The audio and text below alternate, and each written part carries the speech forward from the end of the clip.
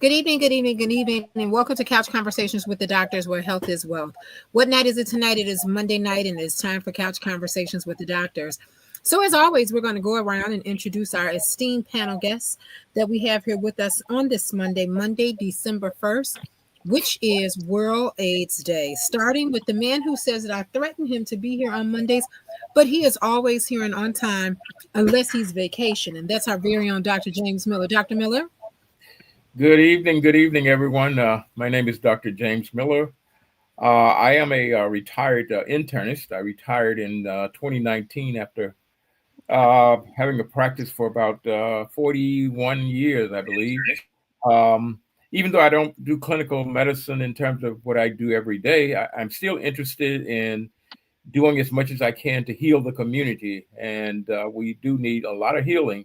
Uh, and we have so much stress and so many different kinds of problems that are going on. So, but we try to do what we can in terms of helping and teaching and instructing and in answering questions and trying to help people to navigate their way through these difficult times. And it seems like the more difficult the times get, that additional things keep jumping on and adding on. So it's a tough time, but again, we're here to talk about some of these tough issues and some of these difficult problems, and trying to figure out what we can do to try to make it a little bit easier. So that's my story. Outstanding. Well, to my colleague that tends to leave me and go and have fun in the sun, that's our very own Dr. Douglas Graham. Dr. Graham, you're muted, You, Doug. Thank you, Nikki.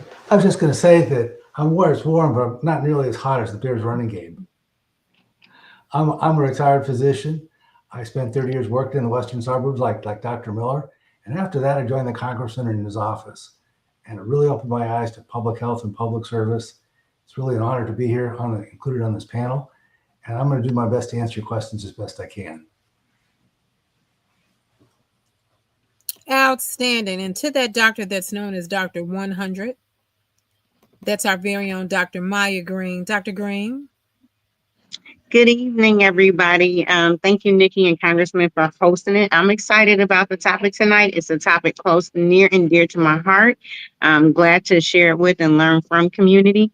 I got those slides, and I know we had some trouble. Nikki, I put in for 2 me's. Let's see if we can share them. I would love that. Oh, yeah, that's wonderful. Okay. All right. And Nikki, whenever you're ready, I can go ahead and start, or we can go ahead Well, and do more December, introductions. December 1st is World AIDS Day, and let's give that conversation. So, Dr. Green, go right ahead. All right. My name is Dr. Maya Green. Disparity is what we're going to talk about, and we're because that's at the heart of it, especially right now where there's so many attempts at federal cuts to dismantle the progress we've made in prevention and treatment for HIV. We got to talk about it. The first slide from here was cultural work. Nikki, I know we're short on time. We're running late, so I'm not going to get there. But at the heart, we got to do the cultural work. Okay. All right. I'll skip. We're going to Well, talk you're about okay. Take historical, your time. social. Okay. Thank you. You're Talk about okay. Take your time. historical. So, thank you. So, historical, social, biomedical context of where we are now, and then talk about a little bit of strategy. Community, chime in anytime. I'm going to ask my teammates to help me because I don't see the chat. I can only see the 2 screens I'm trying to manage. Okay. All right. So the impacts of HIV on the Black community, most underserved community, we'll talk there because everything kind of builds from that, right? So look at the impact on African Americans in the U.S. 1.2 people in the U.S. are currently living with HIV. If you just bring that to our area, that's about 22,000 people living with HIV. And new diagnosis, even though African Americans account for, it says 15% of new diagnoses. We're making up close to 12% of the US population. We're making up about 40% of the new diagnosis. That number, when you look at who's dying of HIV. So 40% of people living with HIV, new diagnosis, but 43% of people dying of HIV at a time when nobody needs to die of HIV. There's prevention, there's treatment, so people live a healthy, long life. It's all baked into it. What we're looking at now is the life expectancy in Chicago. If you look, there's a disparity about 8 years all over Chicago. But if you look at Streeterville and Inglewood, that disparity is about 30 years of Black people living a life 30 years less than our white peers. I always use this slide because here's where it's baked in, and here's why it's important to get active on a national scale. We hold these truths to be self-evident that all men are created equal, that they are endowed by their creator with certain unalienable rights, among them being life, liberty, and the pursuit of happiness. Look who is writing that in that picture. The suggestion and what we're seeing in the picture of HIV is every time you don't match up with that, if you think about it as an onion, you'll see an onion.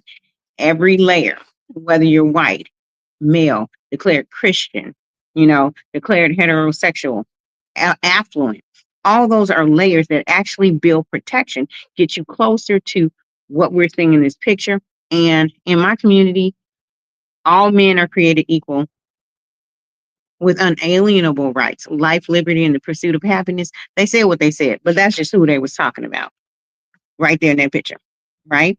And that's what they meant by all men. Because remember, at that point in time, certain ethnicities, certain backgrounds weren't considered whole men, right? And when they said that, they weren't even considering women, right? So they go on to create this. This is from the video of a book called Political Determinants of Health. When they said they're endowed by life, liberty, and pursuit of happiness, that looks like the picture on the left, right? And what they meant intentionally for everybody that was not matching everything that was in that room, down to the religion, everything that doesn't match was what we see on the right, where we'll see resources, but they'll take them, put them back, move them around, things like that. Where on the left, we see an area where people can pursue life with happiness, right? What that does is create something called adverse childhood events systemically, right? So in these environments, you're going to see more physical abuse, more emotional abuse, more sexual abuse, more emotional abuse. And every time you can check off one of those things, you increase your chances of going into a system where things aren't equitable for you. In fact, if you score, this is from a quiz, a screening called Adverse Childhood. If you score 4 or more of these, look at them. Do you have a relative that experienced substance use, was incarcerated, diagnosed or undiagnosed mental illness? Was your mother treated violently? Did you experience family divorce? Any of those things, 4 or more, you're more likely to end up having a burden of social determinants of health or living it, right?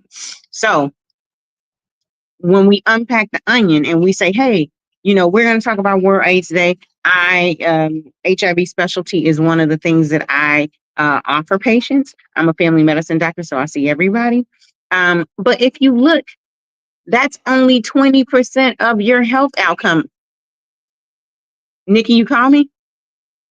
No, that's only 20% of your health outcome. Clinical care. The rest of it is your health behaviors, whether you're in a place where you're smoking, but tobacco actually helps you with stress relief, right? Where you are in a place with food apartheid, you don't have the healthy restaurants in your area, whether you had access to be able to achieve education, whether your physical environment is built with quality. We know there are neighborhoods where they now study the water and it's not healthy. They studied the air. Remember when all Yale Gardens, that kind of thing. That's the rest of it. 20% is what I'm going to do. That means 80% is everything else. Now you see my onion. That's when we start unpacking the onion. The layers are falling off. There's books about this: Poverty in America, Medical Apartheid Under the Skin, Political Determinants of Health. So many more books about this because we know this. In fact, in 1984, that was when the first research landed where we knew that African American populations were going to bear the brunt of the epidemic of HIV. 1984, right? That's the earliest we knew. And how is this baked in? There are nested levels of health influence. How we think about ourselves as individuals, whether or not we're going to get screened. We want to talk about it, whether or not we feel empowered to go in our doctor's office and ask for these screenings. How we relate to each other, whether or not we hold each other up, have these conversations, normalize total health in our communities, right? And on the macro, how we're being influenced. Right now, they're cutting resources for HIV prevention and treatment. And Black and brown communities are going to bear the brunt first and fast. We'll see it. We see it in the states where Medicaid is cut. We see it. Let me try and see if this doll experiment can show. Let's see what happens when I click it. Okay, we got a little action going here. Let me know if you can hear it. If you can't hear it, then I won't do it. No, you can't hear it. But essentially, Dr. Kenneth Clark and Dr. Mamie Clark, decades ago, started this thing called the doll experiment. They gave these dolls to children of all backgrounds, and the children consistently decided to play with those white dolls versus the black dolls, right? We saw it, we knew it, we think it's, and for those, if you're saying, oh, that's awful, I hate that happened back then. This video, and it's called, look at it, and you can YouTube it. This young lady right here actually repeated the experiment again a couple of years ago in the US, and the same results were had. They were stepping on the black dolls, taking their heads off, those kind of things. What does that look like when we're adults? Right now, over 300,000 African American women have gotten fired under this administration because of the inequity, because of how we view different people differently in our different lives. I'll move on to the next. Let me stop it for bandwidth, and I'll move on to the next slide. Well, I think I'm gonna move on to the next slide. I'm gonna try to move on to the next slide. Let's see.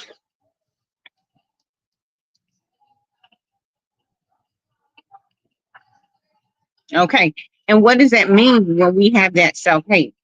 Here's a picture, and this is a study of our actual DNA in the bumpers. You all have heard me talk about the bumper cars to our DNAs, the telomeres, under stress, when we're losing our jobs, when we're bearing the brunt because they're cutting funds. We already know from COVID what it means when there's limited resources. So first step, cut the resources. Second step, say there's limited resources. They get shifted out of our communities, right? And our telomeres are cut, we end up with more cortisol and more issues, right? And then building on what we know. So historically, when we talk about HIV is human immunodeficiency virus. It's an infection of the immune system. So everybody with an immune system should really get screened annually. So you know how you go get diabetes screening, cholesterol screening, you get your cholesterol, your artery screen, you get your heart screened. Why not get your immune system screened also? That's very important. And you can get it done once a year for everyone. Here's why. Because we've tried to put HIV in a box. 91% of Black women who get HIV get it from their male heterosexual partners. And before we try to put labels on the male heterosexual partners, I'll remind you, literally the funding that they're cutting is called Ryan White funding. And who was Ryan White? A white 11-year-old boy from Indiana that got HIV when there was a blood transfusion opportunity. So that speaks to the fact that not all the time is sex even involved. Excuse me. 1 second. No, sorry. Sorry about that. I was trying to get them the background noise. All right. So what does that mean? That means when we see HIV, hepatitis, things like that, we have to do the work of looking down here. I don't know if you can see my arrow, because that's where the inequities and social determinants of health. I always talk about a tree. You can name this tree anything. Today we're naming it HIV. People living with HIV live a long, healthy life. Then what happens to the roots? They cut the funding, they cut the access, and then they're going to say it's an epidemic, right? Because the cases are going to follow the resources. Lack of resources is increased incidence. Always, every time. When we know HIV is a disease that's totally treatable. So over here we have someone that's the blood of someone not living with HIV on the left, the goal is to keep the virus down, because 0 times in history has someone living with HIV transmitted it to anyone, right? Yet in this environment, we know HIV affects all these systems of the body. So why not screen every year, right? Taking the blinders off. And here's the problem. Even though we know HIV infects the whole system, think about it. If you can hear me, think about whether or not you got screened this year, last year, things like that. And then think about a worse disease than HIV, stigma, where we say, I don't need to get screened. Or sometimes you go to the doctor and your doctor says you don't need to get screened. I propose you get it screened every time you get your immune system screened, every time you screen for diabetes, cholesterol, things like that. I'll show you a slide. Oh, later on, it'll come a slide where there are different ways. You can get it through mother to baby, blood transfusion, like the entire program HIV is funded under, not someone that was homosexual, heterosexual, anything, didn't have anything to do with that. The funding is right there, right in the book. It's clear. There are plenty of other ways that you can get it, but if you catch it early, you live a long, healthy life. Not only that, we're at a point now where there's prevention for HIV. It can come in a daily pill. It can come in every other month injection. It can come in every 6-month injection. It's not just for people men who experience sex with men. They literally studied it in heterosexual women. Why? Because it's important, right? So we have to change the language of what we talk about HIV in our community, right? And so we know that even though PrEP, pre-exposure prophylaxis, a medicine you can take ahead of time. So if your body ever comes into contact with HIV, you will be protected. I have patients that say, well, I don't want to take the daily pill because I'm not having sex. Take the every 6-month shot. If in the next 6 months you may do it, then and you have an immune system, and you have an immune system, and you have an immune system, then this is right for you. All right. And here's the thing where we have to, I'll stop there. Any questions from the colleagues? I don't want to, Nikki, I'll go on and on about it if you. Yes, I have a quick question. Thank you so much for Yeah. sharing. And thank you. You just enlightened me to something I never heard of, and that's getting immune system tests, right? For just for regular. So I know we're talking about HIV, but will it also catch other things as well if you get an immune test? Yeah, and the screening for HIV, I love this question. The screening for HIV is specific, right? Your doctor actually also screens other things in your immune system, but not this, when they get that thing called a CBC.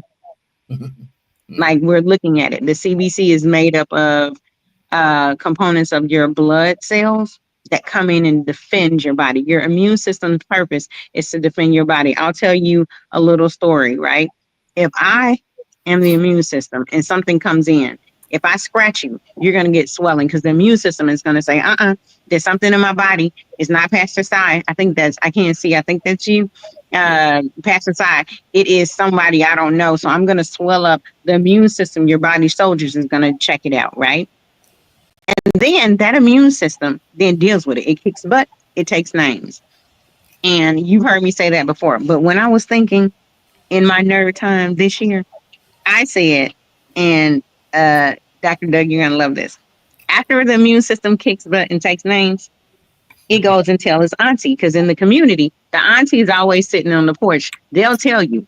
When somebody come looking, they say, they're not there. They be like, they're around the corner, And in my community, I call it aunties, my aunties. And in the body, those things are called antibodies. So when you screen for HIV, they're actually looking at the antibodies, and the antibodies going to tell us whether HIV has been trying to attack your system or not, right? So the CBC will look at your immune system. You ask for it, and the guideline is once a year, every year. And you shouldn't have to ask for it. It's supposed to be screening, but in our community, because of stigma, a lot of times you do have to ask for it. You have to ask for your HIV screening. I encourage you to. Is this Did that test answer, normally Pastor covered by Tom? insurance? Yes, indeed. Thank you. Is this test normally covered by insurance? So here's the thing. It's supposed to be totally covered by insurance today. But if you look at what was written in ugly bills and stuff like that, not only are they cutting the funding, they're trying to change whether or not prevention screening is covered. Mm. And That's why we gotta read it. Huh?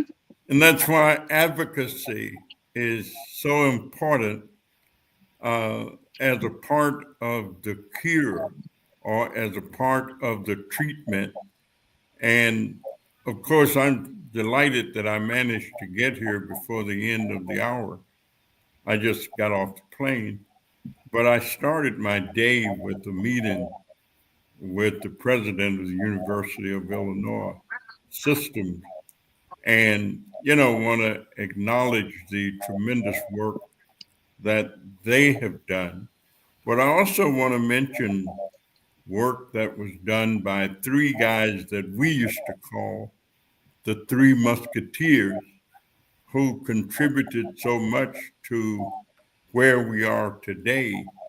Ben Montgomery, Michael O'Connor, and Mark Lovelace.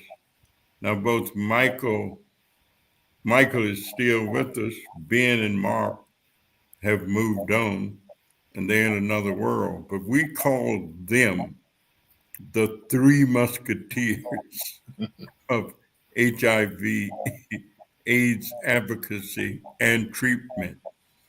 All three of them were gay men, serious men who advocated so strenuously and brought so much to bear. They were very instrumental in creation of the Course Center.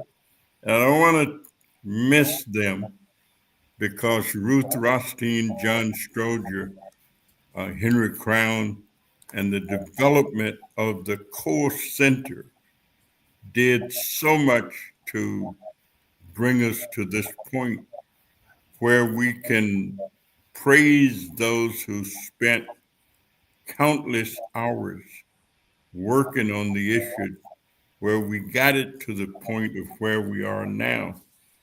And to think that there are those in our society who would want to take away some of what we have learned, take away some of the treatment modalities that have been developed, and take away the funding that it takes to provide the research to make this all possible. I was struggling hard to make sure that I got here in time to thank those of you who are on the panel, and thank you, Doctor, for the, just the tremendous lesson that you've given to all of us. But I want to make sure that we understand that we can go backwards if we're not careful. Yeah. And if we don't continue the advocacy, because we're only halfway to yonder shore. And as much progress as we have made, there is still a long way to go. So thank those of you who are on tonight. Thanks to those who are on every night and every time we do this, because it just takes the continuous flow of information, knowledge, determination, and implementation to make it happen. So I give a great shout out to those over at the Ruth Rothstein Course Center. And it was just a tremendous feeling of satisfaction as we work to get that developed and as we work to have it created and to make it happen. Enough Thank said. you. Yeah.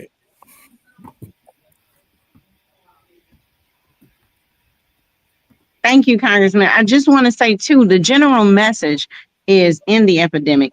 But right now, like you're saying, with the budget is saying not on this particular national watch, right? And you're absolutely right. Without these resources, the clock will reset. And as a matter of fact, this is the first year, and I think in 18 years, they're not, the government has decided not to commemorate World AIDS Day. And that's the politics of memory, right? It's a way to, historically, when we as a nation stop commemorating stuff, is we stop the reminders. And then and then the thing you see historically after that is an attempt to erase and change the narrative on this. And so at a time when Black and brown people are being, are the most impacted, the resources get cut. And we've seen this horror story before. Along with that is what we've been told about it. If we look at the screen, we can see that African Americans, the most impacted, aren't doing anything different from other people. It's just when the resources get to a certain point and they're not available and the conversation needs to change, we're the most severely impacted. And that's what that shows. Mhm. Yeah, and you're so right there, because these guys made sure that they, along with State Representative Connie Howard, that resources got to the African American community that originally were not coming, and were certainly not coming in the proportion of need. You know, I always say that if you don't remember where you came from, you don't really have as much appreciation for how you got to where you are. And you miss the opportunity to move ahead at the speed for which you ought to be going. And so I just can't reinforce enough the role that they played, and the role that Michael continues to play in this big arena that we call the public, and public health, and what public health actually means. Mm-hmm. Could I just ask, Meyer, a couple of questions? You know, one of the issues have always been, well, initially as we started out, I remember practicing, obviously before this was a recognized disease, and I remember the first patient that came to me who eventually turned out, this was prior to having a test that we could make a diagnosis of HIV infection, who came to me because of a problem with lymphadenopathy. And so, we went through the usual kind of thing of evaluating her for lymphadenopathy, giving her a course of antibiotic, doing some blood tests and so forth, which did not give us an answer, nor did it change anything very much. So ultimately, during that time, we decided, that it would be appropriate to do a biopsy of her lymph node. And obviously, at that point, nobody really was able to know exactly what was wrong. But then I remember getting a call from this pathologist because he wanted to know a little bit more about the patient. And he said, he said, I'm going to send this slide out to Mayo and to some other, places that, he said, but, he said, I can't figure this out. He says, he says, he said, I've been looking at, all kinds of slides and things, and said, he said, obviously this is an adult, but when I look at it, this looks like something that we see that they see in children called DiGeorge syndrome, which, we obviously later on found out that the manifestation were similar to that in terms of what it did to tissue. But we, were not able to make a diagnosis in this person at that point in time. Later on, when the test became available and we were able to make a diagnosis and, test her, and then and she turned out, having HIV infection. But the big thing that I experienced during my practice after, this became a significant issue was that the attitude of people in terms of people did not want to be tested. People had a misconception of what testing, and I could understand some of it in the sense that they were saying, well, I don't really want to know because there's nothing you can do for me. And I don't want to deal with the stress of having something that you can't do anything about. So I just, not understanding, the other ramifications that you may have something that need to be contained, but without you knowing that, you're not going to do anything to help to contain that. And That's right. so all that process. But, in these times when we've made such progress in terms of what is available and what can be done in terms of controlling the disease, this same kind of attitude and ignorance still, to some extent, not to that level, but to some extent, still prevails and still cause a significant problem in terms of how well that this disease can be managed and controlled. So if you don't know, you don't get tested, and so you not only your life is going to be shorter. But not only that, that if you're out there and you're active in terms of sexual activities, that also you're probably going to be a carrier or an infector of other people.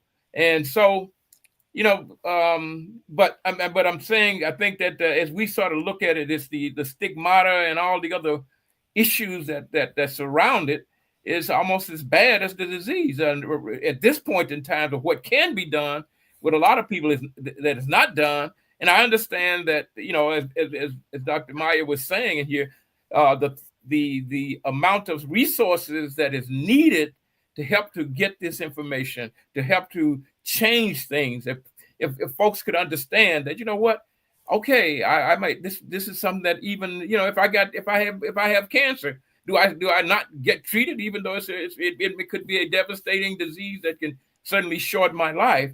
But I mean, how do we have to obviously need more resources so that we can do better. We can educate more folks, and I think and try to, when I say that, not just the people that are infected, oftentimes it's the other people that have this bad that carry this bad message that is hindering further progress. And so I just want to say you're right on, because there's another infection that's worse than HIV. It's called stigma. It's an infectious disease of the mind. It kills more people than HIV ever could. It spreads so fast. It's when we hold these false things. We just saw slides. People living with HIV aren't doing anything different than people who are living without HIV. Sexually, when they are, substance use experiences, they're not doing anything different. Right. Dr. Okay. Mike, give me I'm that sorry. definition again. Say it again. Let me hear that definition. Stigma. I said it's an infectious disease of the mind. It kills more people than HIV ever could, and it spreads faster than HIV ever could. It's when we hold these false truths about something, and we hold on to them so tight that they impact our health of our communities, of so many other things. Even though we saw the evidence that people living with HIV aren't doing anything different. Look at that. Mm-hmm. Injection drug sharing, actually experiencing it less. Sexual practice. Sorry? Know where I got it from. Say it one more time. I say, when you hear me use it, know where I got it from. Okay, please. And you know what? I love that you said that, because that's how we're going to stamp out HIV, by actually saying it, normalizing it, and making us realize our own stigma. So if you out there and you went and got your cholesterol checked last year, but you didn't get your immune system checked because you think it's not you, boom, that's stigma. That's what this slide is. Because why? Because boom, next slide. You can get HIV so many other ways that don't involve sexual health, sexual contact, that don't involve injection. Pastor Ty asked the question. Up until now, the screening has been free. So you do have to get engaged and get your screening while they're still free, because they're trying to stamp them out. All right. And then why? Because I mentioned you have to ask your doctors, because I put this in here because the matrix is what we all in when we think we're not impacted by HIV.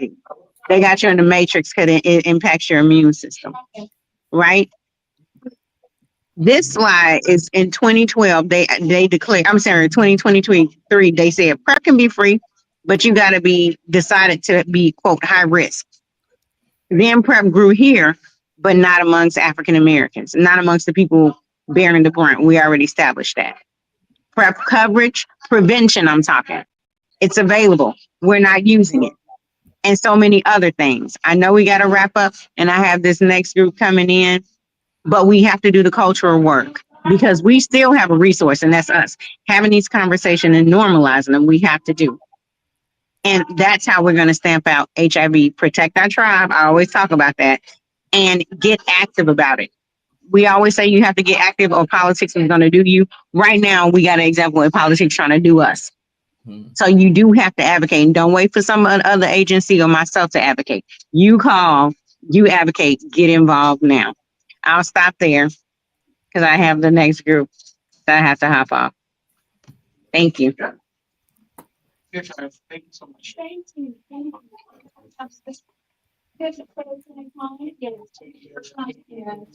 I can't Well, hear simply anything. So this. can you hear me now? So simply outstanding. Yolanda Williams is here and she says, good evening. Dorothy is here and she says, beautiful men, Mark and Ben, they were. She also says that they looked out for us at the jail. And of course, many, many thanks to Congressman Davis during those early years and that struggle. So Maya, that was beautiful. People are asking, thank you for explaining what the matrix was. We did have a question. That's what I had texted you. When the reporter asked, what was the matrix? Was that the name of the matrix is what's in our mind when we didn't get screened. So to that person that asked, if you didn't get screened this year, you, like so many other people, are caught up in this matrix because HIV impacts your immune system, not somebody else you think you're not.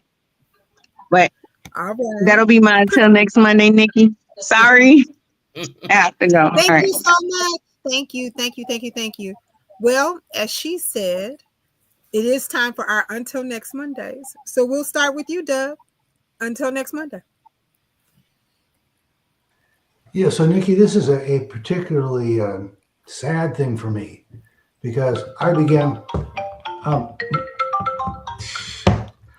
my medical career when we didn't know about what AIDS was, but we saw people die because we couldn't treat them. And here we are now having treatment, and now we're withholding it. I will tell you that when I was in Washington, D.C., I learned about the social determinants of health. I learned about structural institutional racism. I learned about critical race theory. Nobody brainwashed me. Nobody rammed it down my throat. And to me, I think this is a real tragedy right now that we are burning those books rather than reading them. Wow. Profound. Wow. All right, Dr. Miller, you're until next Monday. Well, I think,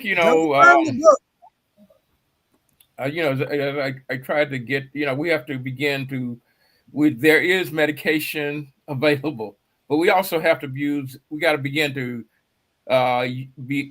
come up with better ways to spread and to teach those that are ignorant so that they won't be ignorant. Now, some of that is beyond that because some of it is that people have in their ignorance, they have profound determination that will not allow them to open up their minds and be able to see the information because there's something there that is blocking that wall. There's a wall that is blocking them from seeing the humanity of the situation. And so because of that, they don't see the need, or they see something different about people that are getting this disease, not knowing that they could easily be one of those things. So be one of those people that are infected, as Dr. Maya pointed out, that you don't have to get this by sex. There are other means that you can get infected. So I think that any time that there's a problem, that especially in infectious disease, when as we started looking at infectious disease, obviously this one is different than COVID, but we looked at how COVID, an infectious disease, killed millions of people. Well, this disease has killed a large number of people as well and continue to do so, even though there is medication that can stop the process. We're not able to utilize that because of barriers and because of ignorance and because of all those stigma that people have, and people, just do not want to, people just do not want to know, and that's a that's a terrible and difficult thing for someone who can kind of understand medicine to understand why is it that people don't want to know. Well, we're not What you burning don't know books. can't We will, kill you. Yeah. that's right. We will not be burning books and we will not be left in the dark. Well, Pastor Si, you're until next Monday.